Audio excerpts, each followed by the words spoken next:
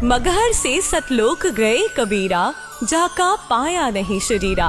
सर्व सृष्टि रचनहार कबीर परमेश्वर जी के 507वें निर्वाण दिवस के उपलक्ष्य में दिनांक 6 से 8 फरवरी 2025 को नेपाल सहित भारत के 11 सतलोक आश्रमों में 3 दिवसीय महासमागम का आयोजन किया जा रहा है।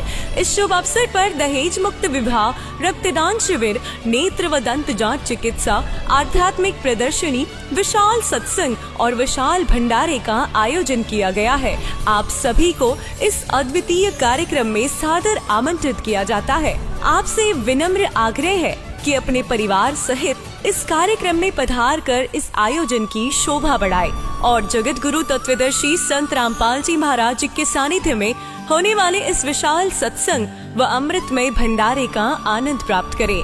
इस भव्य कार्यक्रम का आयोजन सभी सतलोक आश्रमों में किया जाएगा। इस कार्यक्रम का सीधा प्रसारण सतलोक आश्रम श्री धनाना धाम, तहसील गोहाना, जिला सोनीपत, हरियाणा से आप 8 फरवरी 2025 को सुबह 9:10 से संत रामपाल जी महाराज यूट्यूब चैनल और स्पिरिचुअल लीडर संत रामपाल जी पर देख सकते हैं।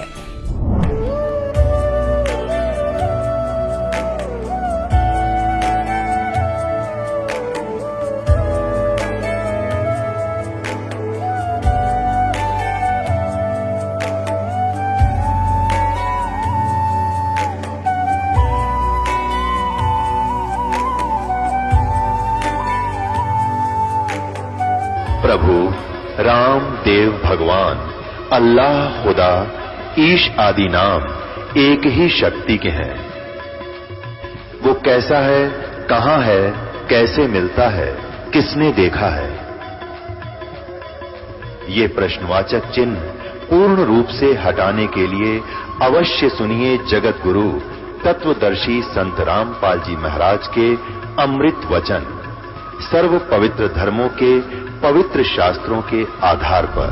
दर्शकों, श्री गुरु नानक देव जी द्वारा कृत गुरु ग्रंथ साहिब जी में ऐसे कई गूढ़ रहस्य छिपे हैं जो आज भी सिख धर्म के लोगों के लिए रहस्यमय बने हुए हैं। कपूरथला पंजाब के रहने वाले सतनाम सिंह जी भी उन्हीं जिज्ञासु लोगों में से एक थे जो इन रहस्यों की तह तक जाने के लिए एक सच्चे आध्यात्मिक गुरु की तलाश कर रहे थे। दर्शकों, सतनाम जी की ये तलाश तब पूर्ण हुई जब इन्हें संत रामपाल जी महाराज की शरण प्राप्त हुई। तो आखिर ऐसे कौन सा प्रमाणित ज्ञान सतनाम जी को प्राप्त हुआ जिससे इन्हें आध्यात्मिक लाभ के साथ साथ शारीरिक लाभ भी मिलने शुरू हो गए? चलिए अब जानते हैं सतनाम जी की कहानी, उन्हीं की जुबानी। सर नमस्कार। नमस्कार जी। सर क्या नाम है आपका? मैं सतनाम सिंह, सन ऑफ जगीर सिंह, पिंड इब्राहिमवाल, ਜ਼ਿਲ੍ਹਾ कपूरथला, तहसील भुलੱਥ, पंजाब इंडिया का रहने वाला हाँ। सर संत रामपाल जी महाराज जी से नाम दीक्षा लेने से पहले आप क्या भक्ति साधना करते थे? मैं सिखां दे घर होण करके ਪੰਜਾਂ ਬਾਣੀਆਂ ਦਾ ਪਾਠ ਕਰਦਾ ਸੀ, ਬਹੁਤ ਹੀ ਲਗਨ ਦੇ ਨਾਲ। ਜਿਸ ਤਰ੍ਹਾਂ ਮੈਂ ਸਵੇਰੇ 3 ਵਜੇ ਉੱਠਦਾ ਸੀ, ਉਸ ਤੋਂ ਬਾਅਦ ਪਹਿਲੇ ਮੈਂ ਆਪ ਇਸ਼ਨਾਨ ਕਰਦਾ ਸੀ, ਉਸ ਤੋਂ ਬਾਅਦ ਫਿਰ ਜਿਹੜੇ ਮੈਂ ਤਖਤ 'ਤੇ ਬੈਠਦਾ ਸੀ ਉਸ ਨੂੰ ਵੀ ਇਸ਼ਨਾਨ ਕਰਾਉਂਦਾ ਸੀ, ਔਰ ਉਸ ਤੋਂ ਬਾਅਦ ਮੈਂ ਸੁੱਚੇ ਧੋਤੇ ਹੋਏ ਬਸਤਰ ਪਹਿਨ ਕੇ ਉਸ ਦੇ ਉੱਪਰ ਤਖਤ 'ਤੇ ਬੈਠ ਕੇ ਫਿਰ ਮੈਂ ਪੰਜਾਂ ਬਾਣੀਆਂ ਦਾ ਪਾਠ ਕਰਦਾ ਸੀ। ਉਸ ਤੋਂ ਬਾਅਦ ਅਰਦਾਸ ਕਰਦਾ ਸੀ। ਦਿਨੇ ਮੈਂ ਸਤਨਾਮ ਵਾਹਿਗੁਰੂ ਦਾ ਜਾਪ ਕਰਦਾ ਸੀ, ਸ਼ਾਮ ਨੂੰ ਰਹਿਰਾਸ ਔਰ ਅਰਦਾਸ ਕਰਦਾ ਸੀ, ਸੌਣ ਲੱਗੇ ਫਿਰ ਕੀਰਤਨ 16 ਅਰਦਾਸ ਕਰਦਾ ਸੀ। ਇਹ ਮੇਰਾ ਕਈ ਸਾਲਾਂ ਦਾ ਨਿਤਨੇਮ ਸੀ ਜੋ ਮੈਂ ਕਰਦਾ ਸੀ। ਅਤੇ ਮੇਰੇ ਖਿਆਲ ਬਣਿਆ ਕਿ ਮੈਂ ਸਿੱਖ ਹੋਣ ਦੇ ਕਰਕੇ ਕਿ ਸਾਡਾ ਗੁਰੂ ਗ੍ਰੰਥ ਸਾਹਿਬ ਜੋ ਨੇ ਉਹ ਸਾਡੇ ਗੁਰੂ ਨੇ ਅਤੇ ਗੁਰੂ ਗ੍ਰੰਥ ਸਾਹਿਬ ਨੂੰ ਵੀ ਪੜ੍ਹਨਾ ਚਾਹੀਦਾ। ਅਤੇ ਮੈਂ ਫਿਰ 4 ਸੈਂਚੀਆਂ 4 ਭਾਗ ਹੁੰਦੇ ਆ, ਉਹ ਮੈਂ ਘਰ ਲੈ ਕੇ ਆਇਆ ਅਤੇ ਮੈਂ ਸਾਰੇ ਗੁਰੂ ਗ੍ਰੰਥ ਸਾਹਿਬ ਮਹਾਰਾਜ ਦੀ ਬਾਣੀ ਨੂੰ ਪੜ੍ਹਿਆ। ਅਤੇ ਉੱਥੋਂ ਮੈਨੂੰ ਇਹ ਪਤਾ ਲੱਗਿਆ ਕਿ ਕੋਈ ਸਾਧੂ ਸੰਤ ਗੁਰੂ ਬਣਾਉਣਾ ਚਾਹੀਦਾ ਹੈ। ਅਤੇ ਫਿਰ ਮੈਂ ਇੱਕ ਗੁਰੂ ਬਣਾਇਆ ਜੋ ਨੰਗਲੀ ਸਾਹਿਬ ਡੇਰਾ ਹੈ ਯੂਪੀ ਦੇ ਵਿੱਚ, ਜਿਨ੍ਹਾਂ ਤੋਂ ਸ਼੍ਰੀ ਅਨੰਦਪੁਰ ਧਾਮ ਡੇਰੇ ਵੀ ਨਿਕਲੇ ਹੋਏ ਨੇ। ਉਹ ਨੰਗਲੀ ਧਾਮ ਤੋਂ ਹੀ ਇੱਕ ਗੁਰੂ ਸਨ ਜੋ ਬਟਾਲੇ 'ਚ ਰਹਿ ਰਹੇ ਸਨ। ਉਹਨਾਂ ਦਾ ਨਾਮ ਸੀ ਸ਼ਬਦ ਜੋਗਾਨੰਦ ਮਹਾਰਾਜ ਜੀ। ਉਹਨਾਂ ਤੋਂ ਮੈਂ ਨਾਮ ਪ੍ਰਾਪਤ ਕੀਤਾ ਤੇ ਉਹ ਨਾਮ ਸੀ ਸੋਹੰਗ ਸ਼ਬਦ।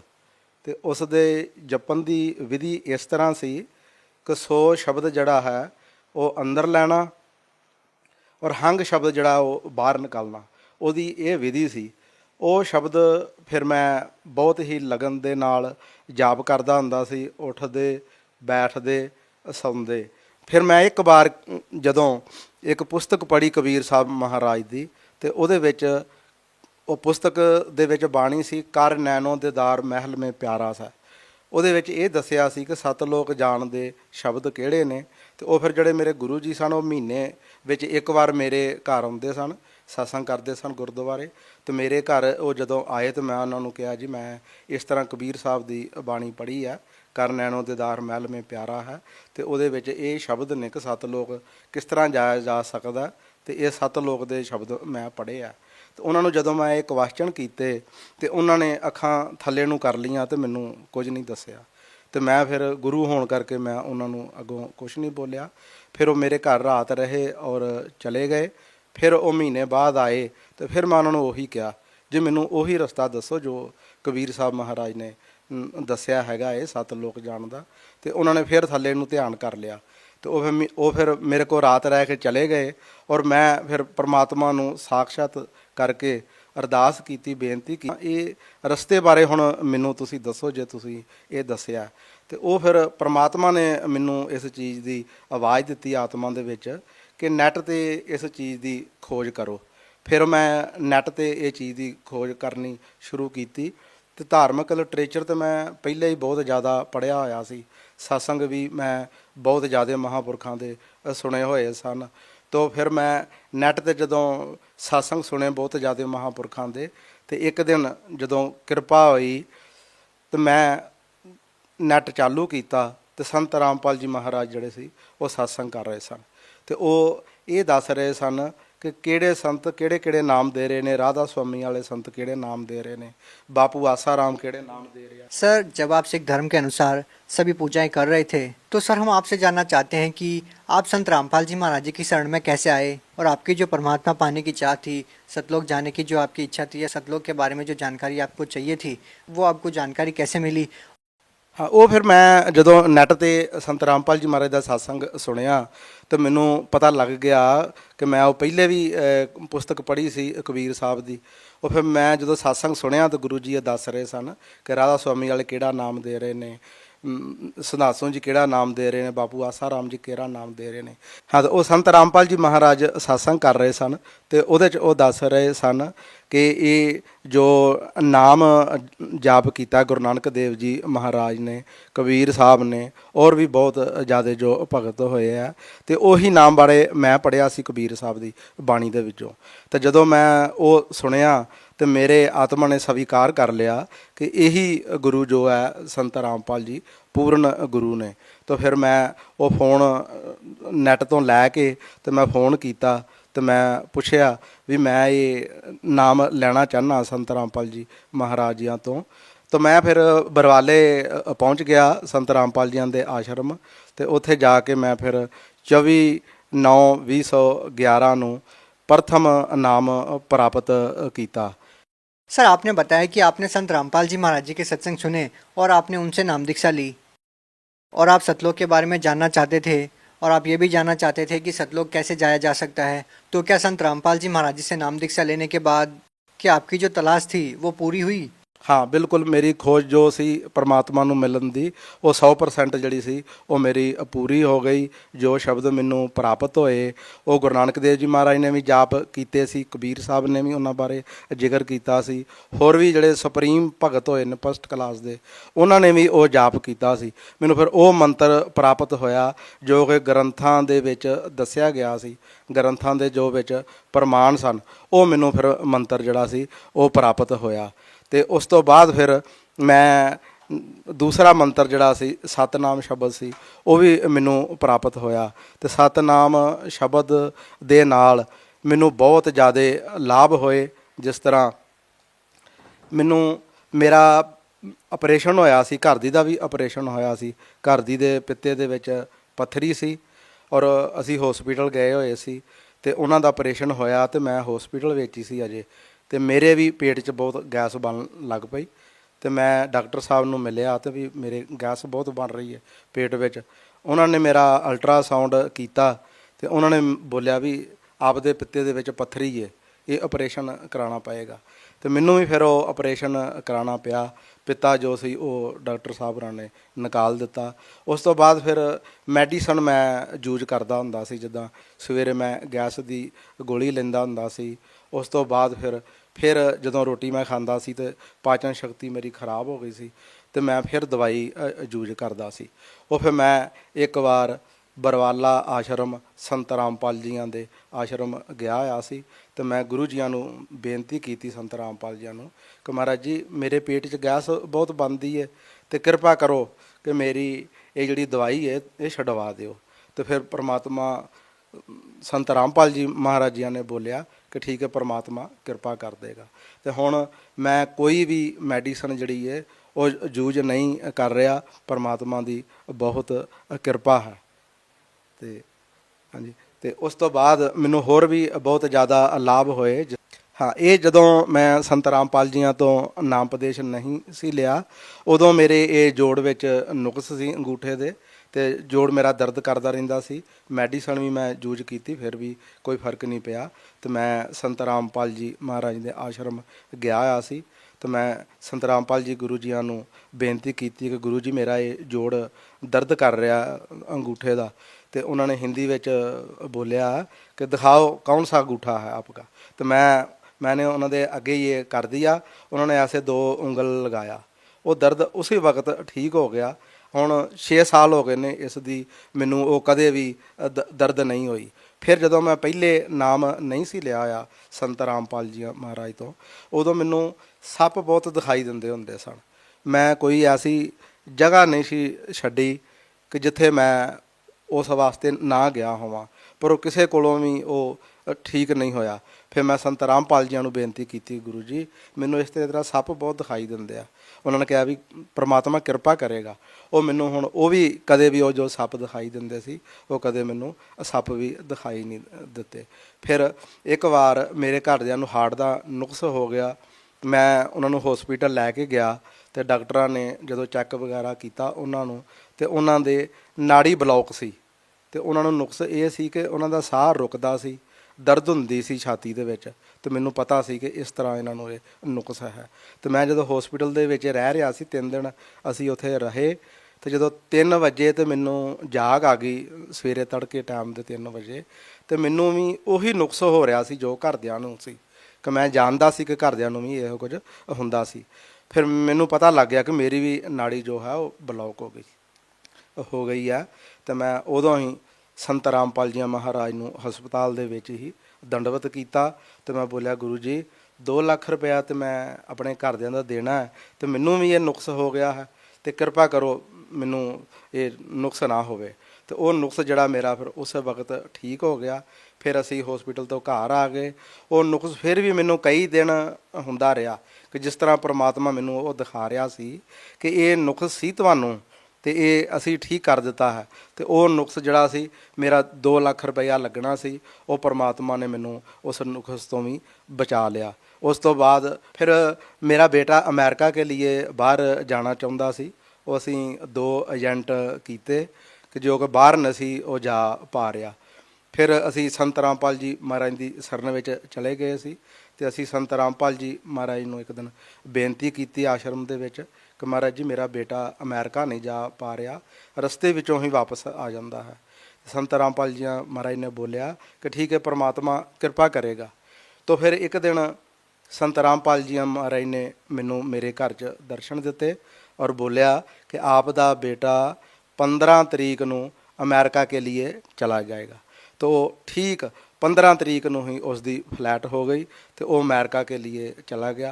अब अमेरिका ਵਿੱਚ ਹੀ है, बहुत ਵਧੀਆ ਉਸ ਦਾ ਕਾਰੋਬਾਰ है, तो अमेरिका वो अपना काम कर रहा है। सर, जैसा कि आप सिख धर्म से बिलोंग करते हैं तो हम आपसे जानना चाहते हैं कि जो गुरु नानक देव जी जो जाप करते थे, क्या वही नाम संत रामपाल जी महाराज जी देते हैं? हाँ बिल्कुल जी, जो गुरु नानक देव जी महाराज ने नाम जाप किया वही ਸੰਤ ਰਾਮਪਾਲ ਜੀ ਮਹਾਰਾਜ ਨੇ ਜੋ ਸਾਨੂੰ ਨਾਮ ਉਪਦੇਸ਼ ਦਿੱਤਾ ਔਰ ਉਹਨਾਂ ਦੇ ਪ੍ਰਮਾਣ ਵੀ ਦਿਖਾਏ। ਜਿਸ ਤਰ੍ਹਾਂ ਬਾਲੇ ਮਰਦਾਨੇ ਦੀ ਜਨਮ ਸਾਖੀ ਦੇ ਵਿੱਚੋਂ ਇੱਕ ਹੋਰ ਗ੍ਰੰਥ ਹੈ ਗੁਰੂ ਨਾਨਕ ਦੇਵ ਜੀ ਮਹਾਰਾਜ ਦਾ ਪ੍ਰਾਣ ਸਾਂਗਲੀ ਗ੍ਰੰਥ, ਉਹ ਵੀ ਦਿਖਾਇਆ, ਉਹਦੇ ਵਿੱਚੋਂ ਵੀ ਪ੍ਰਮਾਣ ਦਿੱਤੇ। ਤੇ ਉਹ ਇਹ ਜੋ ਨਾਮ ਹੈ ਸੰਤ ਰਾਮਪਾਲ ਜੀ ਮਹਾਰਾਜ ਦੇ ਰਹੇ, ਇਹ ਪ੍ਰਮਾਣਿਤ ਗਿਆਨ ਹੈ, ਗ੍ਰੰਥਾਂ ਦੇ ਵਿੱਚ ਗਿਆਨ ਹੈ। ਤੇ ਜੋ ਸੁਪਰੀਮ ਭਗਤ ਹੋਏ ਹਨ ਉਹਨਾਂ ਨੇ ਇਸ ਨਾਮ ਜਾਪ ਕੀਤਾ, ਇਸ ਨਾਮ ਜਾਪ ਦਾ। सर आप भगत समाज को क्या संदेश देना चाहते हैं? ਦੇਖੋ ਜੀ, ਮੈਂ ਭਗਤ ਸਮਾਜ ਨੂੰ ਇਹੀ ਬੇਨਤੀ ਕਰਾਂਗਾ ਕਿ ਉਹ ਸੰਤ ਰਾਮਪਾਲ ਜੀ ਮਹਾਰਾਜ ਜੀਆਂ ਦਾ ਸਤਸੰਗ ਸੁਣਨ। ਜੋ ਸੰਤ ਰਾਮਪਾਲ ਜੀ ਮਹਾਰਾਜ ਸਤਸੰਗ ਟੀਵੀ 'ਤੇ ਬਹੁਤ ਜ਼ਿਆਦਾ ਚੈਨਲਾਂ 'ਤੇ ਸੁਣਾ ਰਹੇ ਨੇ ਔਰ ਨਾਲ ਗ੍ਰੰਥਾਂ ਦੇ ਪ੍ਰਮਾਣ ਦੇ ਰਹੇ ਨੇ।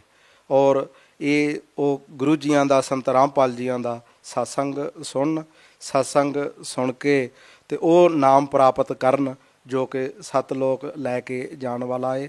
ਔਰ 84 ਲੱਖ ਜੂਨਾਂ ਵਿੱਚ ਜਦੋਂ ਇਹ ਨਾਮ ਜਾਪ ਕੋਈ ਕਰੇਗਾ ਤੇ ਨਹੀਂ ਆਏਗਾ, ਤੇ ਜੋ ਇਹ ਨਾਮ ਲੈਣਾ ਚਾਹੁੰਦਾ ਹੈ ਉਹ ਜਦੋਂ ਟੀਵੀ 'ਚ ਸਤਸੰਗ ਚੱਲਦਾ ਤਾਂ ਥੱਲੇ ਇੱਕ ਲਾਈਨ ਚੱਲਦੀ ਹੈ, ਉਹਦੇ ਵਿੱਚ ਫੋਨ ਨੇ ਵੀ ਕਿੱਥੇ ਕਿੱਥੇ ਇਹ ਨਾਮ ਜੋ ਹੈ ਮਿਲਦਾ।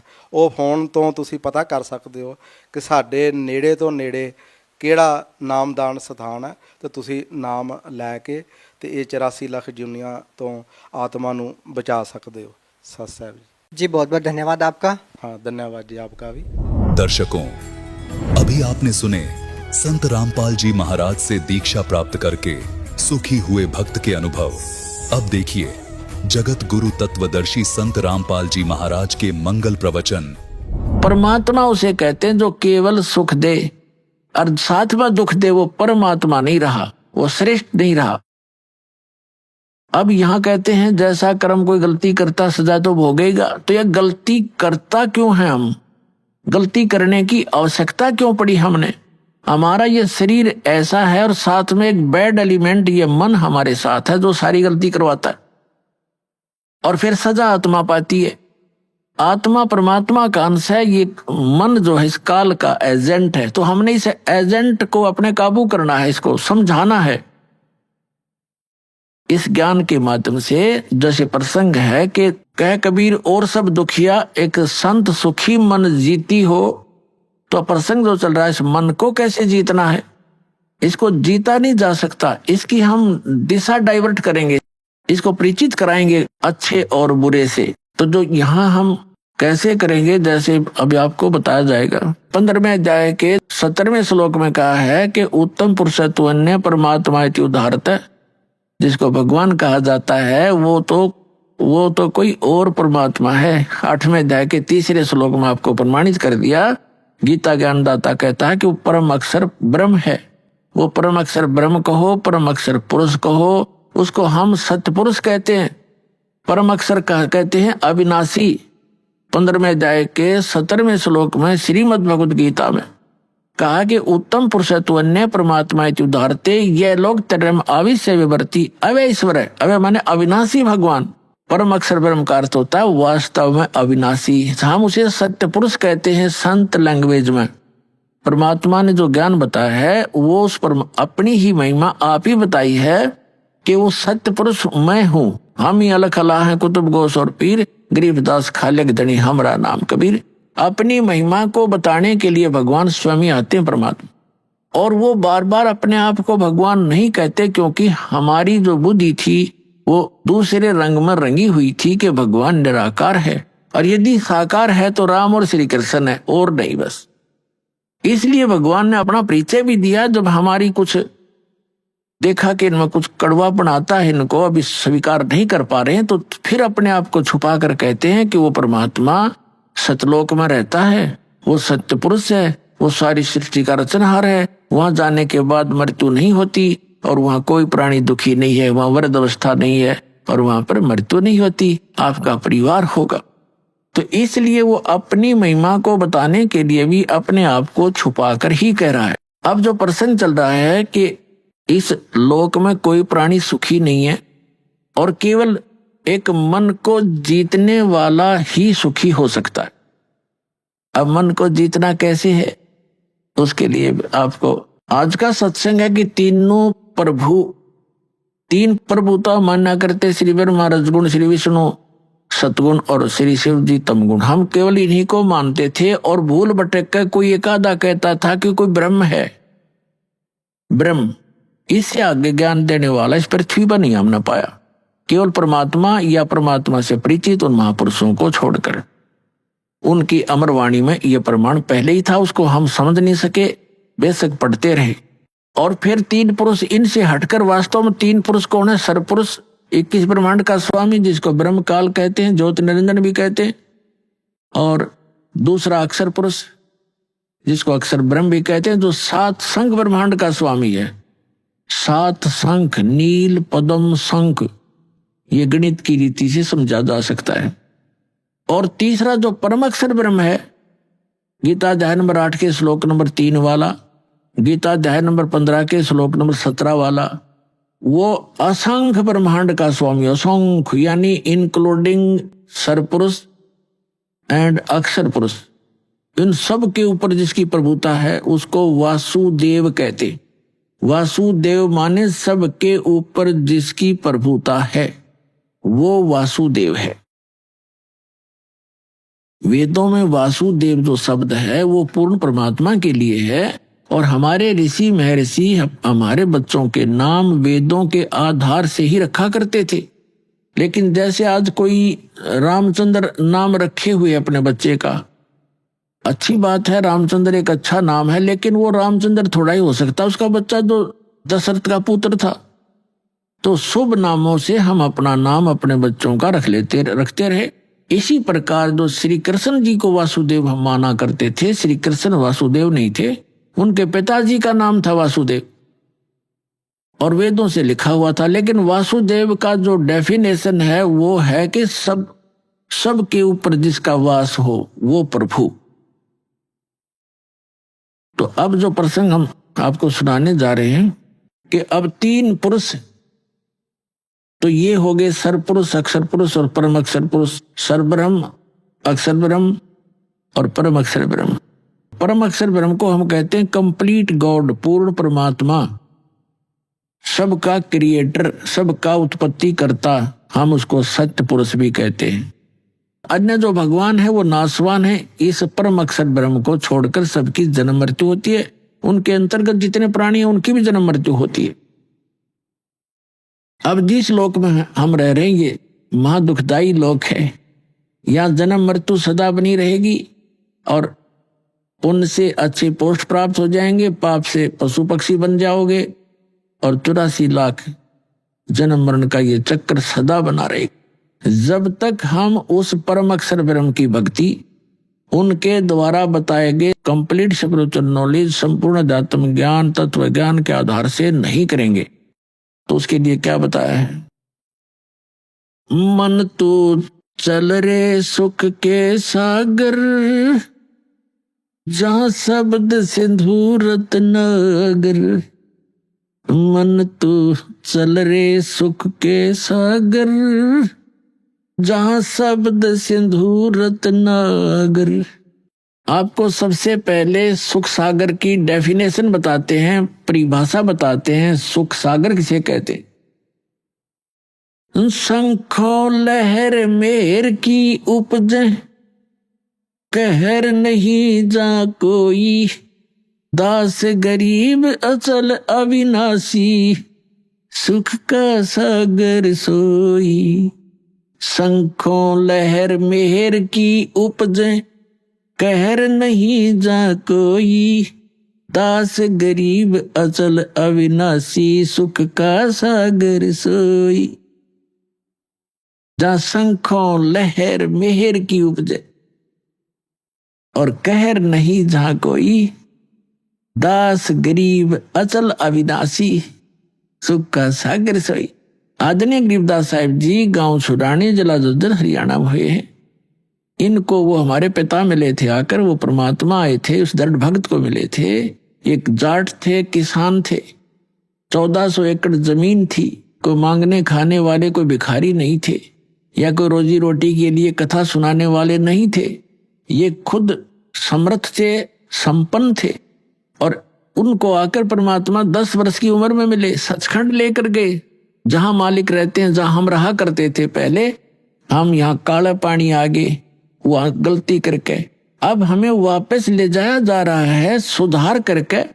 आपकी अपनी वृत्ति सुधारो, यहाँ के लोक की इच्छा हटाओ और फिर वहां चलेंगे जहां हम सदा सुखी रहेंगे। यहां से तो जाना पड़ेगा, चाहे कोई खरबपति है और ये भी पता नहीं कब छूट जाए जीवन।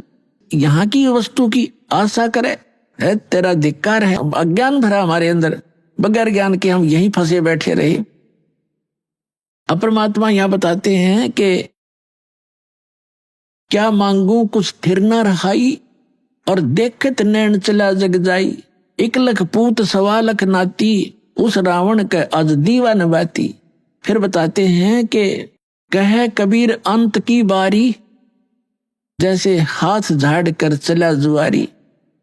अब परमात्मा कहते हैं क्या मांगोगे तुम यहाँ पर, क्या मांगोगे? जैसे संतान नहीं, एक पुत्र मांग लोगे, चलो वो भी दे दूंगा। कोई निर्धन है, धन मांग लोगे। क्या एक कोठी एक कार मांग लोगे, वो तो कोई बात बड़ी नहीं। फिर इस तो बन गया क्या? क्या बताते हैं कि 1 लाख पुत्र थे रावण के।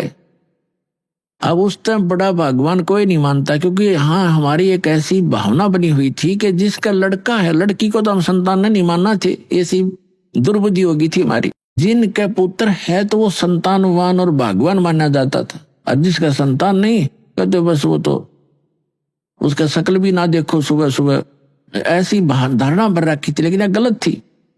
अब परमात्मा कहते हैं रावण के 1 लाख बेटे थे, अर्जा सत भक्ति ना करने से रावण की क्या दुर्गति हुई। अंत में कोई ज्योति जगाने वाला नहीं रहा, घर में दीप जगाने वाला नहीं रहा।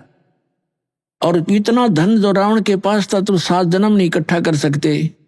1 लाख वर्ष की उम्र हो जाए तो नहीं इकट्ठा कर सकते। सर्व सोने की लंका थी वह रावण से रणधीरम, एक पलक में राज विराजी जम के पड़े जजीरम। फिर परमात्मा कहते हैं कि रति कंचन पाया नहीं, रावण चलती बार, 1 ग्राम सोना भी रावण साथ नहीं ले जा सका, यहीं छोड़कर चला गया। तो यहाँ परमात्मा कहते हैं कि ऐसे इस लोक से आपकी इच्छा हटेगी और आपको सच्चाई का पता चलेगा, तब ये मन आपको जो अन्य स्थानों पर घसीट कर ले जा रहा था, बुराइयों में घसीट रहा था, कहीं माया जोड़ने में, कहीं चोरी करने में, कहीं पर रिश्वतखोरी करने में, और कहीं पर फिर कोठी बंगले फैक्ट्री लाने में, तो फिर ये घसीटना छोड़ देगा। इसको ज्ञान हो जाएगा, ये आत्मा प्रबल हो जाएगी, इसको धिक्कार लग जाएगी, फिर ये इसके साथ हो जाएगा। फिर इसकी स्पीड बना दी जाएगी भक्ति में, दान में। फिर ये इतनी ही स्पीड से इस साइड में लगेगा और इसी स्पीड से फिर हम पार होंगे। जैसे घसीट कर हमें नरक में ले जाने की सब क्रियाएं स्पीड से करवा रहा था, फिर सतलोक ले जाने की क्रियाएं यही मन फिर उसी स्पीड से करवाएगा।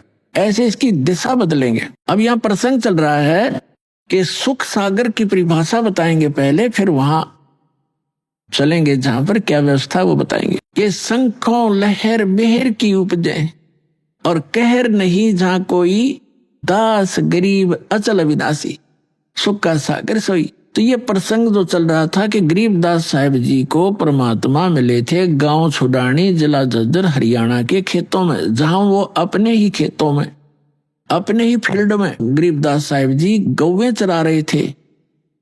गौ पाली गए हुए थे, और भी गाँव के काफी बड़े बड़े भी, छोटे भी, यानी सबसे छोटी उम्र के गरीबदास जी ही थे।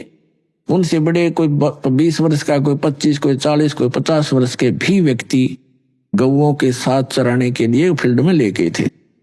तो वहां से परमात्मा आए थे जिंदा महात्मा का रूप बना के सतलोक से, जैसा कि उनका विधान दास ने बताया, वेदों में प्रमाणित है कि वो परमात्मा ऐसी ही लीला किया करते हैं। तो गरीबदास साहिब जी को खेतों में, जंगल में मिले थे। लंबी कहानी है, फिर आने पर बताएंगे। अब जो प्रसंग है, तो उनको सचखंड लेकर गए, फिर वापस छोड़ा था 8-10 घंटों के बाद। तब उन्होंने आकर बताया है, क्या बताया है कि शंखों लहर मेहर की उपज, कहर नहीं जा कोई। कहर माने दुख है।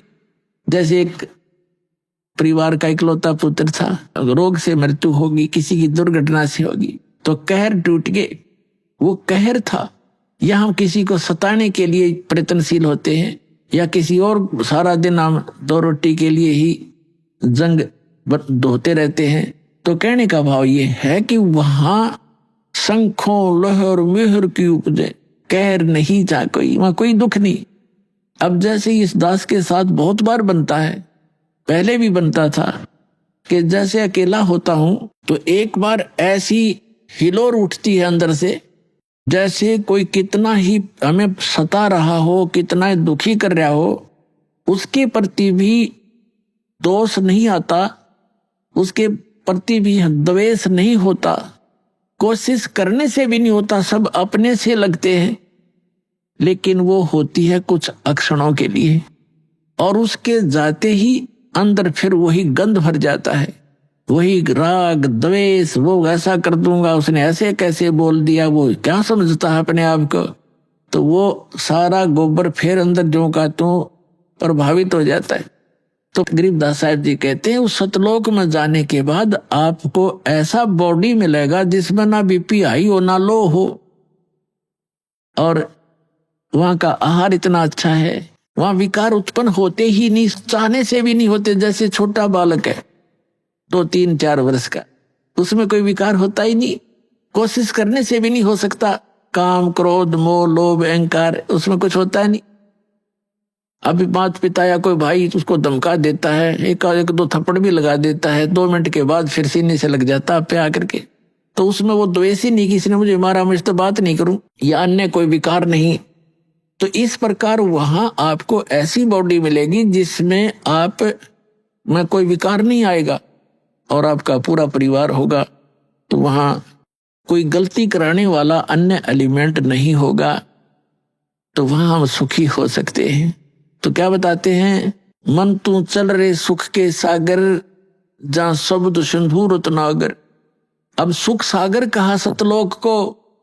अब जैसे समुद्री जहाज में बैठकर कोई जाता है और वो निकल जाता है 200 किलोमीटर समुद्र में, उसके बाद उसको समुद्र में जल के अतिरिक्त और कुछ दिखाई नहीं देता उस जहाज से न्यारा। उस जहाज से अलग जो वस्तु है केवल वाटर है, और जहां तक नजर जाती है कई दिनों तक चलते रहते हैं। तो कहने का भाव ये है कि सतलोक में वो सुख ऐसे भरा पड़ा है जैसे दूसरी वस्तु नहीं, समुद्र के बीच में जाने के बाद आपको दृष्टिगोचर नहीं होती। तो ठीक इसी प्रकार सतलोक में जाने के बाद वो सुख सागर इसलिए कहा है कि वहां कोई दुख नाम की वस्तु नहीं है। तो इसलिए ऐसे स्थान को हमारा विश्वास ना होता कि सचमुच कोई स्थान ऐसा है, क्योंकि हमने सुना नहीं कभी। अब जैसे कोई गांव में रह रहा है, गांव के बाहर एक झोंपड़ी डाले बैठा है, आसपास के उसके पशु सूअर आदि फिरते रहते हैं, और उसको कोई ये कहे कि तुझे चंडीगढ़ के अंदर एक प्लाट दिलाता हूं, चल तेरे ये नाम फार्म भरवा दूंगा, ऐसी कोई स्कीम है। यदि उसको विश्वास हो तुरंत कहेगा भरवाओ जी, अभी भरवाओ, और फटाफट वहां जा बैठेगा झोपड़ी छोड़ के। तो अब जब हमें वो विश्वास होगा कि वहां ऐसा स्थान है, तो फिर हम इस झोपड़ी न छोड़ांगे, चाहे यहाँ 6 मंजिल की कोठी हो, उस स्थान के सुख के बराबर। या वह झोपड़ी है जो बाहर जहाँ सूअर घूमते रहते हैं, लेकिन हमने अब यही उत्तम है, कोई विकल्प नहीं। और ये झोपड़ी जो है कितनी बड़ी कोठी है, कल मृत्यु हो जाएगी, सत साधना नहीं की तो कुछ दिनों के बाद वहीं गधा बनकर कुत्ता बनकर कुट्ठी के बाहर ही घूम रहा होगा, उसमें प्रवेश करने के लिए उसको अलाउड नहीं होगा। तो ये दुख दिखेंगे आपको, तब आपका मन हटेगा, तब ये मन जीता जाएगा, मन जीती हो जाओगे, आप यहाँ की बकवातों को नहीं चाहोगे। अब इस ज्ञान के माध्यम से आपको पता चलेगा, यदि आज हम किसी का धन चोरी करते हैं, रिश्वत लेते हैं, तो आगे आपको आने वाले जन्मों में उसका प्रतिफल देना पड़ेगा। कोई भैंस बनकर देगा, कोई कुत्ता गधा बैल बनकर, कुत्ता रखवाली करेगा, बैल बनकर उसके खेतों में जोतेगा, कोई भैंस बनकर गाय बनकर, वो वापस करने पड़ेंगे, कोई गधा बनकर, कोई ऊंट बनकर, घोड़ा बनकर। तो क्यों पंगे में पा दे हम?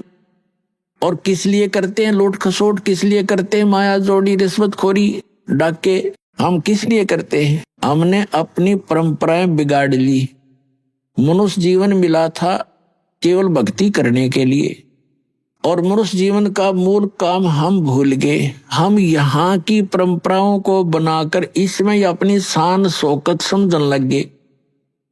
किसी के पास धन हो गया और उसने लड़की का विवाह करने लगा, तो उसने लड़की के विवाह में कि उसके पास पैसा है, चाहे कहीं से भी प्राप्त है, पूर्व संस्कार से है या 2 नंबर से किया है, तो उसने लड़की के विवाह में सारे फंड कर दिए, डीजे बजाना, फलाना करना, इतने व्यक्ति बुलाने हैं, ऐसा धन देना है, इतना दान दे दिया, कुछ कार दे दी हैं। अब उसने तो दे दी, उसने तो बकवाद कर दी क्योंकि पैसा है। अब गरीब आदमी की लड़की का जब विवाह होता है तो आत्मा तो उसकी भी रोती है। तो पिता भी समझता है कि आज पड़ोस में एक लड़की का विवाह हुआ है, उसको ऐसा वैसा दिया गया है, इतने उसको कपड़े दिए हैं, इतने गहने दिए, तो वो गरीब व्यक्ति अपनी बेटी के मुंह की तरफ देखता है, कहीं इसके मन में ठेस ना पहुंचे बेटी को। तो जितना उसका सामर्थ्य होता है उससे ज्यादा कर्जा वर्जा करके अपनी बेटी को कोशिश करता है वो आइटम पूरे करने की, लेकिन फिर भी उतना नहीं कर पाएगा और नुकसान और कर्जवान भी हो जाएगा। तो ये जो बकवाद हमने शुरू कर रखी है ये खत्म करनी पड़ेंगी। अब विवाह तो परमात्मा ने कर रखा है, बच्चा और बच्ची का जो संस्कार उसका पहले ही बना रखे। बाद में तो हम बेमतलब का ड्रामा और अपनी बकवाद दिखाते, लोग दिखावा करते। हमने बच्चों का विवाह कति सिंपल वे से करना चाहिए। अब जैसे हम बकवाद करी, एक ने बड़े धूमधाम से लड़के का विवाह था, डीजे बजवाया, सारे सांग करवाए हैं, खूब ठाठ से बड़े गहने गाने बनवा कर रख कर तैयार करके, और विवाह के लिए जा रहे थे।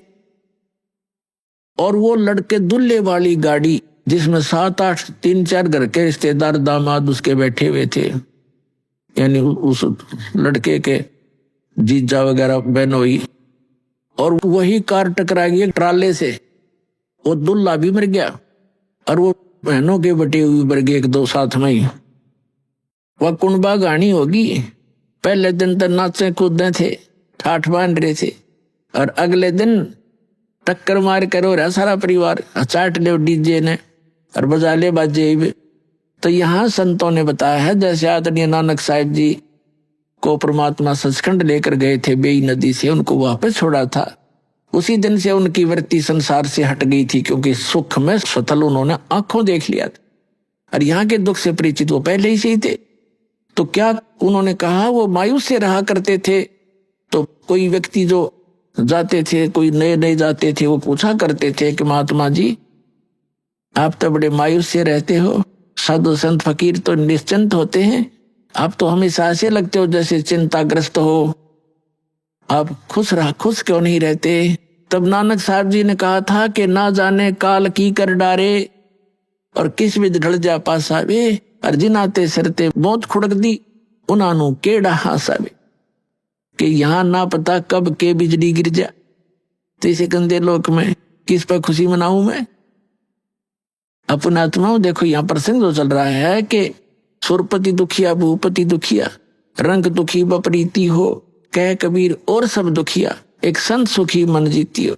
तो दूसरा पहलू बताते हैं, जैसे नानक साहिब जी से किसी ने कहा कि आप क्या कभी सब समय में ऐसा ही रहते हो, क्या आप कभी खुश नहीं होते। कहते खुश होता हूं, मुझे जो ज्ञान प्राप्त हुआ है, मुझे जो भगवान प्राप्त हुआ है और जो विधि मुझे मिली है, और मैं सत्संग सुनाता हूं, जो सत्संग सुनने के लिए साधु संत यानी भक्त आते हैं, ये जब आते हैं तो मैं खुश होता हूं, और जब ये चले जाते हैं यहाँ से मेरे पास से तो मैं दुखी होता हूं। किस लिए खुशी होता हूं और किस लिए दुखी होता हूं।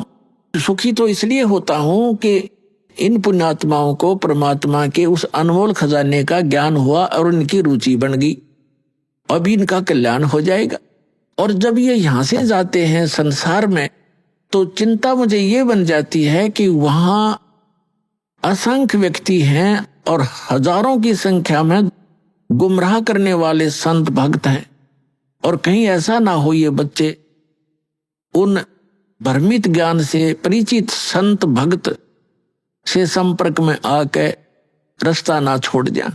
और जब ये सारे के सारे वापस आ जाते हैं तो मुझे मेरी खुशी का ठिकाना नहीं रहता कि मेरी फसल में कीड़ा लगा नहीं। तो क्या बताते हैं कि साध मिले सड़ साधी होंदी और विछड़ जा दिलगिरी वे, अख दे नानक सुनो जहाना, ये मुश्किल हाल फकीरी वे।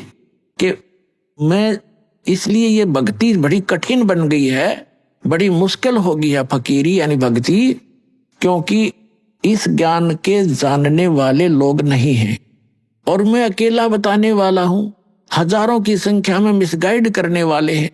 तो ये मुश्किल हाल फकीरी बन गई कि साध मिले सड़ साधी होंदी। ये वापस आते हैं जब मैं खुशी से फूला नहीं समाता हूं, और जब ये चले जाते हैं तो दिलगिरी वे यानी दुखी होता हूं कहीं इनको कोई मिसगाइड ना कर दे, मुश्किल से सिर चढ़ाए। तो यहाँ परमात्मा कहते हैं कि तुम नाचते गाते हो, बकवाद करते हो और 1 मिनट में बिजली गिर जाती है, खा के ये नाचना गाना। तो ऐसा रहो जैसे नानक साहिब जी बताना चाहते हैं कि ना जाने काल की कर डारे और किसी भी ढल जा पासावे, और जिनाते सरते मौत फुड़क दी कि उन्हानू केड़ा हंसावे। और फिर दूसरी बात ये है, जैसे विद्यार्थी, ये एक विद्या केंद्र है पूरी पृथ्वी, और जिनको मानव शरीर प्राप्त है, ये ड्रेस अलग है अन्य प्राणियों से, आपकी कुत्ते से, गधे से, सूअर से, तो ये ड्रेस अलग है, तो इसका काम भी कोई और ही है। यदि वो पशु पक्षियों जैसे ही कर्म हम इस ड्रेस में करते हैं, ये पोशाक है, एक चोला है शरीर हमारा, तो फिर हम समझदार नहीं हैं, हमें पता ही नहीं है कि हम किस उद्देश्य को लेकर इसमें ड्रेस पहने हुए हैं। और जो आप विद्यार्थी हैं, मनुष्य शरीर प्राप्त प्राणी पूरी पृथ्वी पर, ये सभी विद्यार्थी हैं और इनको परमात्मा पाने वाली, आत्म कल्याण करवाने वाले इस विद्यालय में प्रवेश प्राप्त हो चुका है। आपके इतने अच्छे नंबर हैं, इतने अच्छे अंक हैं आपके, और जो बच्चा जिस भी ट्रेनिंग में प्रवेश किए हुए है और उस ट्रेनिंग को करता नहीं, विद्यालय के समय को विद्यार्थी जीवन में वो सिनेमा देखता है, शराब पीता है, बढ़िया भोजन खाता है, और जो काम है उसको भूल गया, वो कर नहीं रहा है, तो वो बच्चा बाद में पछताता है। जैसे एक समय ये दास हरियाणा सरकार के अंदर जूनियर इंजीनियर सिविल के अंदर कार्यरत था, तो जहां हमारा कंस्ट्रक्शन वर्क चल रहा था, वहां पर रोड का भी कंस्ट्रक्शन वर्क चल रहा था, रोड का, सड़क का। तो सड़क के ऊपर एक व्यक्ति का काम कर रहा था, उसके बच्चे वही मिट्टी में, जैसे मजदूरों के बच्चे वहीं रहते हैं साथ में, और वहां पर एक एक्सीडेंट आ गया उसी रोड का। एक्सीडेंट एक अधिकारी होता है, कार्यकारी अधिकारी, इंजीनियर, तो वो जब वो चला गया इंस्पेक्शन करके, तो वो व्यक्ति क्या कहता है, मजदूर के, ये मेरा क्लास फेलो था, ये एक्सीडेंट कभी हम एक विद्यालय में पढ़ा करते थे, मेरे भाग फूट गए, मैं पढ़ा नहीं, आज मजदूरी कर रहा हूं और मेरे बच्चे भी देखो यहीं पढ़े हैं, और ये पढ़ गया, समय का सदुपयोग कर गया, आज देखो कारों में चलता है, इसके बच्चे पंखों के नीचे कोठियों में लेटे हुए हैं। अब वो रो रहा था इस बात को याद करके। तो यहाँ परमात्मा आपको याद दिलाना चाहते हैं कि उस समय आप रोगे, पछताओगे, जब ये समय हाथ से छूट जाएगा मनुष्य जीवन का, तो इसी तरह पछताओगे। अभी आपने सुने संत रामपाल जी महाराज के मंगल प्रवचन। आइए अब सुनते हैं संत रामपाल जी महाराज से नाम दीक्षा लेकर सतभक्ति करके अद्भुत लाभ प्राप्त करने वाले अनुयायी के विचार। दर्शकों, ये है चंद्रभान जी। ये पहले हिंदू धर्म में प्रचलित सभी भक्ति साधनाएं किया करते थे। ये सभी भक्ति साधना करने के दौरान ही इनके परिवार में कष्टों का आना प्रारंभ हो गया। परिवार के सदस्यों की मृत्यु होने लगी। उस भक्ति साधना करने के दौरान भी इनकी पत्नी ने आत्महत्या कर ली। इन्होंने मानसिक शांति की तलाश में कई मस्जिद, मंदिर, पंडित काजियों के चक्कर लगाए, परंतु फिर भी कोई लाभ प्राप्त नहीं हुआ। फिर इन्हें एक दिन संत रामपाल जी महाराज द्वारा लिखित सुप्रसिद्ध पुस्तक ज्ञान गंगा प्राप्त हुई। जिसको पढ़ने के बाद इन्हें पूर्ण परमात्मा का ज्ञान हुआ और शास्त्र अनुकूल सत भक्ति की जानकारी हुई। संत रामपाल जी महाराज जी से नाम दीक्षा लेने के बाद इनका एक भयानक एक्सीडेंट हुआ। उस स्थिति में संत रामपाल जी महाराज जी ने इन्हें जीवन दान दिया। अब इनकी आर्थिक स्थिति भी सुधर गई है। इनकी माताजी बहुत समय से हृदय की समस्याओं से परेशान थीं। संत रामपाल जी महाराज जी ने उन्हें भी जीवन दान दिया। अब इनका परिवार एक सुखमय जीवन जी रहा है। दर्शकों, आइए अब सुनते हैं चंद्रभान जी के जीवन परिवर्तन की अद्भुत कहानी। चंद्रभान जी की अपनी जुबानी। सर नमस्कार। नमस्कार। सर क्या नाम है आपका? चंद्रभान पटेल। सर कहाँ से आए आप? एमपी, जिला सागर, ग्राम साहेपुर से। सर संत रामपाल जी महाराज से नाम दीक्षा कब ली? जून 2012 में। सर संत रामपाल जी महाराज से नाम दीक्षा लेने से पहले आप क्या भक्ति करते थे? सर सभी सांसारिक भक्ति करते थे और आसाराम जी से भी दीक्षित थे। तो सांसारिक भक्ति में हमारे सारे परिवार के लोग जैसे हनुमान जी की साधना करना, कुल देवता की साधना करना, कथा भागवत, हवन अनुष्ठान सारे किया करते थे। और नर्मदा जी जाना, बांदकपुर जाना और हवन कीर्तन सारे लगे रहते थे।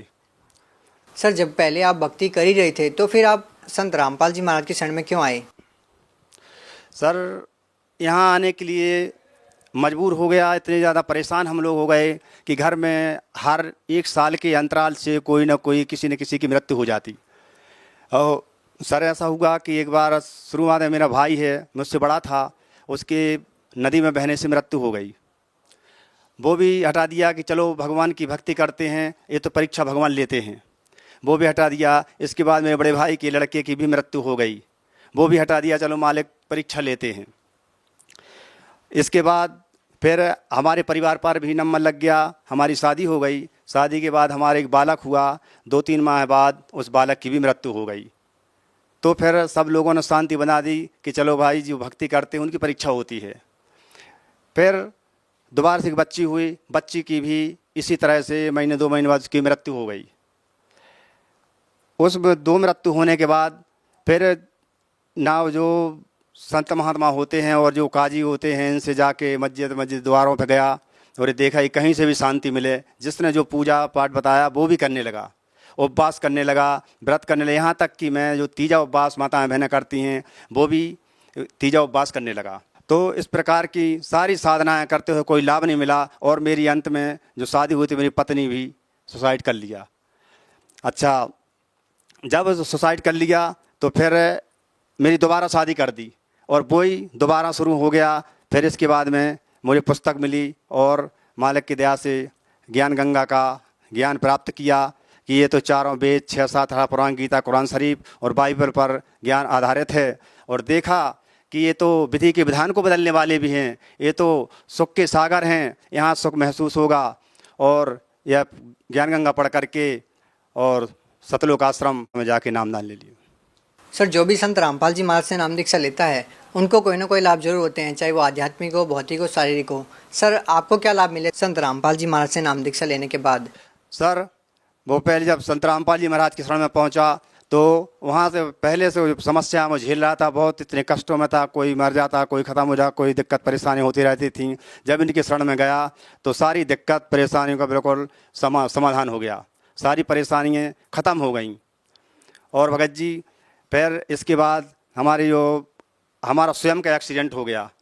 वो हमारी गलती से हमारी जो कुछ भी है, जो भी नींद आ गई, कुछ भी मोटरसाइकिल से एक्सीडेंट हो गया और मेरे सामने दिख रहा है मेरा शरीर है जो यहाँ से ठाड़ा बिल्कुल नीचे तक फटा हुआ सारा चेहरा और यहाँ नीचे भी प्लेटें डली हुई हैं। सर मैं सरकारी हॉस्पिटल में जब भर्ती कराया गया तो मुझे 3 दिन कोई भी दवाई नहीं की गई, क्योंकि उन्होंने यहाँ पर मुझे पकड़ के बांध दिया था, ऐसा टाँके नहीं डाले थे और यहाँ बांध दिया था और कहते थे भाई इसमें कुछ नहीं है, इसमें तो बस इसको आज या कल में तो ख़त्म हो जाएगा।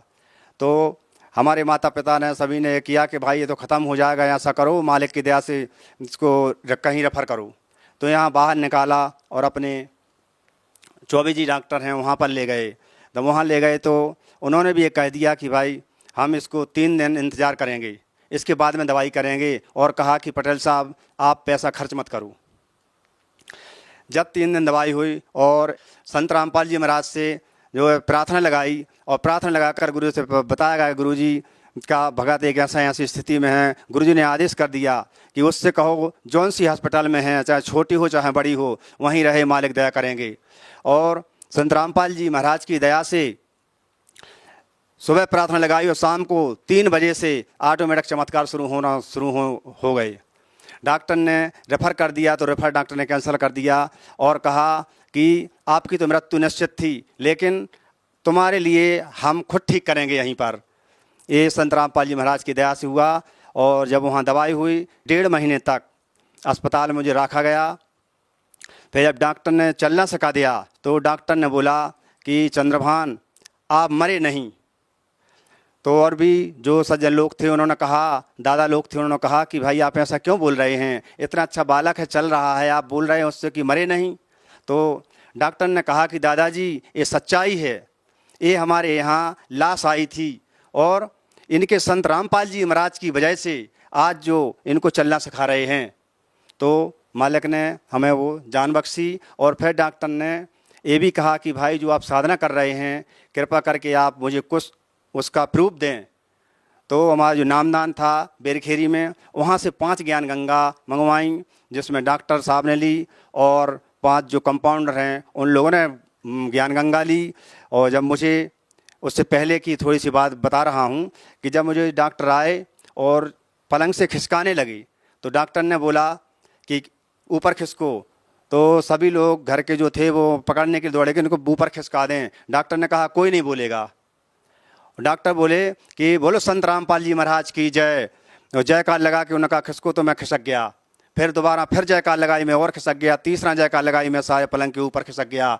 तो डॉक्टर ने कहा आज मुझे विश्वास हो गया, अभी सुना था कि संत होते हैं पृथ्वी पर, लेकिन आज देखा तो ऐसा देखा, डॉक्टर साहब ने कहा। और संत रामपाल जी महाराज की दया से इसको जीवन दान प्राप्त हुआ। सर मेरे करनाल में जो सत्संग हुआ था उस समय का चमत्कार है। हमारी जो पत्नी थी तो हमारी पत्नी कहने लगी कि मेरे पास पैसे हैं नहीं और करनाल जाना है। तो बहुत चिंतित हो गई हमारी पत्नी। सारे दिन रोती रहीं। हम लोगों ने मना कर दिया कि हम कर्जा लेंगे नहीं किसी से और सत्संग जाना है। तो सभी लोग तैयारी कर रहे थे। जब तैयारी करते करते शाम हो गई, रात में 10 बज गए। तो 10 बजे देखा हमारे घर में कुल मात्र 5 रुपये थे। जब 5 रुपये देखे और जब 10 बजे हमारी भतीजी आई, बोलने लगी कि चाचा मुझे 50 रुपये दे दो, 10 बजे रात में। तो मैंने कहा इतनी रात में क्यों आई, सुबह ले लेती। तो मैं थोड़ा ऐसा लग रहा था कि भाई तो पैसे नहीं हैं, गुरुजी के दर्शन करने के लिए नहीं पहुंच पा रहा है और ये 50 रुपये लेने आ गई। तो मैंने दोबारा वो पैसे थे 50 रुपये और उनको निकाल के दे दिए। तो जब उनको पैसे निकाल के दिए वो संगादानी में रखे तो वहाँ पर 100 के नोट 5 वहाँ पर रखे मेरे परमात्मा संत रामपाल जी महाराज की दया से। और उन पैसों से फिर मुझे ऐसा हुआ कि जब संत रामपाल जी महाराज की दया से 500 रुपये आ गए, क्यों ना फिर दोनों जन चलें। और क्या लाभ मिले? और हमारी माता राम हैं, उनको मैंने जब से होश संभाला, जब से देख रहा है सारी उनकी दिक्कत परेशानी, और उनको सबसे बड़ी बीमारी हार्ट की थी, शुरू से थी इनको बीमारी। तो ऐसा होते होते संत रामपाल जी महाराज की शरण में भी वो भी पहुंच गई। और जब वहाँ इनकी शरण में पहुंचने के बाद इनकी ज़्यादा तबीयत इतनी बिगड़ गई थी कि इनकी सांस निकल नहीं पाती थी। यहाँ डॉक्टर मौर्या के यहाँ इनके सारे 15-20 साल से इलाज चल रहा है, लेकिन वो पेश नहीं पा पाए। आखिरी में उन्होंने कहा कि नागपुर ले जाओ। नागपुर में जब गए तो अंडेजा हॉस्पिटल पहुँचे। उन्होंने कहा कि इनका सारी जाँचें कर लो। उन्हें जाँचें जब करी तो जाँचों में ये पाया गया कि जितने जल्दी बन सके इनका ऑपरेशन करा दूँ। वहाँ उनकी माता राम की जो है कैसेट बना के दे रखी है कि आप एक कैसेट देख सकते हैं, और हार्ट का जो पूरा नक्शा दिया है कहाँ कहाँ इनका जो हृदय है चोक है। तो माता राम की जो है हृदय की नसें हैं 4 जगह से ब्लॉक हो चुकी हैं, माना बंद पड़ गई हैं। जब डॉक्टर ने कहा कि इसमें आपको 2.5-3 लाख रुपए का ऑपरेशन का खर्चा आएगा, और हम जवाबदारी नहीं लेते, 1% जवाबदारी लेते हैं क्योंकि इनकी उम्र ज़्यादा है, बाकी 99% कुछ भी हो सकता है। तो फिर संत रामपाल जी महाराज को अर्जी लगाई। गुरुजी से कहा कि गुरुजी ऐसी ऐसी बात है। गुरुजी ने कहा कि बेटा ऐसा करो, ना पैसे खर्च करो और ना ऑपरेशन कराओ, कोई अच्छा सा डॉक्टर बदल दो। जब संत रामपाल जी महाराज ने ऐसा कहा तो हम लोग सभी चिंतित में पड़ गए कि आखिर पैसे भी खर्च नहीं करना है और डॉक्टर भी बदलना है, तो और पैसे भी खर्च नहीं करना। तो जब डॉक्टर बदलेंगे तो पैसे तो खर्च होंगे, तो चिंतित होगा कोई अच्छा सा डॉक्टर बदल दो। अब चिंतित होगा, फिर एक ही ऐसा लगा कि बताओ, जब ऐसा डॉक्टर कौन हो सकता है जो पैसे लेना और इलाज हो जाए। तो फिर समय सोचा कि ऐसा करो, संत रामपाल जी महाराज ही एक सच्चे डॉक्टर हैं जो बिना पैसों में इलाज कर देंगे। तो उनको दंडवत किया कि महाराज आप ही हैं जो बिना पैसे में उनका ऑपरेशन और इलाज कर सकते हैं। और जब उनको दंडवत किया तो सुबह नामदान स्थल पर पहुंच गए। संत रामपाल जी की महाराज की जब प्रार्थना लगाई तो उनकी वजह से आज जो माता राम बिल्कुल सुरक्षित हैं। सर, जैसा कि आपने बताया कि आपकी माता को हार्ट की प्रॉब्लम थी, उनकी 4 नसें ब्लॉक थी। सर, इसका कोई प्रमाण है आपके पास? जी सर, इसका प्रमाण है, हमारे पास ये रिपोर्ट है। ये है रिपोर्ट अरिनेजा हॉस्पिटल नागपुर की। और सर एक कैसेट बना के दे रखी है, जिसको भी कोई डाउट है तो इस कैसेट में देख सकता है। हमारा फ़ोन नंबर भी लिख सकते हैं। ये है कैसेट। फिर ये जो है नक्शा दे दिया है हृदय का। यहाँ पर जो काले काले जो निशान दिख रहे हैं, वो जो यहाँ पर जो नसें हैं जो यहाँ ब्लॉक हैं, यहाँ पर 1 2 3 4, तो इस तरह से चारों तरफ से इनका जो हृदय है ब्लॉक है। आज संत रामपाल जी महाराज की दया से बिना किसी इलाज के, बिना किसी दवाई के, बिना ऑपरेशन के महाराज संत रामपाल जी महाराज के आदेश पर ही बिल्कुल ठीक हैं। तो सर, जो लोग आपकी माता की तरह पीड़ित हैं और उनको भी बहुत सारी अलग अलग भयानक बीमारियां हैं और वो लोग हॉस्पिटल के चक्कर लगा लगा कर थक जाते हैं, बहुत सारा इलाज लेने के बाद भी उनको राहत नहीं मिलती है, तो सर क्या वो संत रामपाल जी महाराज से नाम दीक्षा लेते हैं तो क्या उनकी भी बीमारियाँ ठीक होंगी? जी सर, बिल्कुल इसमें कुछ डाउट नहीं है कि उनकी बीमारियां ठीक ना हों। 4 वेद, 6 7 18 पुराण, गीता, कुरान शरीफ, बाइबल संत रामपाल जी महाराज का आधारित ज्ञान है। और जो इस ज्ञान पर पूरा ज्ञान समझ के संत रामपाल जी महाराज बताते हैं कि इस ज्ञान को एक बार नहीं 10 बार समझो और 10 बार समझ के फिर मेरे शरण में आओ। मर्यादा बताते हैं, गुटखा, बीड़ी, तम्बाकू, गांजा, मांस, मंदरा, इस मर्यादा में रह के यदि भक्ति करेगा तो ये बीमार तो ठीक है, ब्लड कैंसर का बाप भी हो तो वो भी ठीक होगा संत रामपाल जी महाराज की दया से। सर, आप भगत समाज को क्या संदेश देना चाहते हैं? भगत समाज को संदेश तो नहीं, हाथ जोड़कर करबद्ध प्रार्थना करना चाहता हूँ कि जो संत रामपाल जी महाराज वे सर्व धार्मिक पुस्तकों के आधार पर जो ज्ञान बता रहे हैं और टीवी पर सत्संग चल रहा है, उस माध्यम से उस सत्संग को देखें और ज्ञान अर्जित करके अपना आत्म कल्याण कराएं। सर, मैंने पहले भी 2013 में इंटरव्यू दिया था और मैं आज दोबारा फिर से इंटरव्यू दे रहा हूं, क्योंकि मुझे संत रामपाल जी महाराज ने बिल्कुल हाथों हाथ को जीवन दान दिया है। क्योंकि एक्सीडेंट में सभी डॉक्टर, सभी लोगों ने ये प्रमाणित कर दिया था कि आपको कोई बचाने वाला नहीं है। और सर, जो आप देख रहे हैं यहाँ पर जो मेरे 2 टुकड़े यहाँ से नीचे तक वो 2 टुकड़े हो गए थे और संत रामपाल जी महाराज की दया से आज बिल्कुल सामने बिल्कुल सुरक्षित हैं। इसलिए यही प्रार्थना करना चाहता हूँ कि संत रामपाल जी पूर्ण परमात्मा हैं और उनकी शरण जितने जल्दी बन सके, हाथ जोड़ करबद्ध प्रार्थना है, जितने जल्दी बन सके उतने जल्दी संत रामपाल जी महाराज की शरण में जाएं। जी, बहुत बहुत धन्यवाद। सच सच।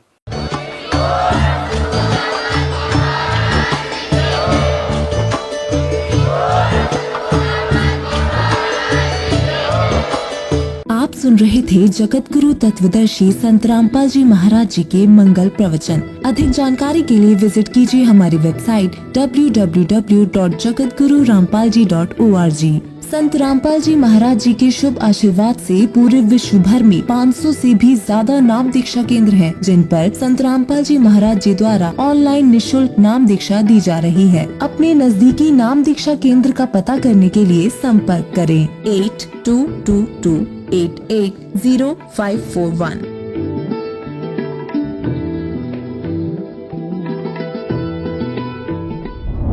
मगहर से सतलोक गए कबीरा, जाका पाया नहीं शरीरा।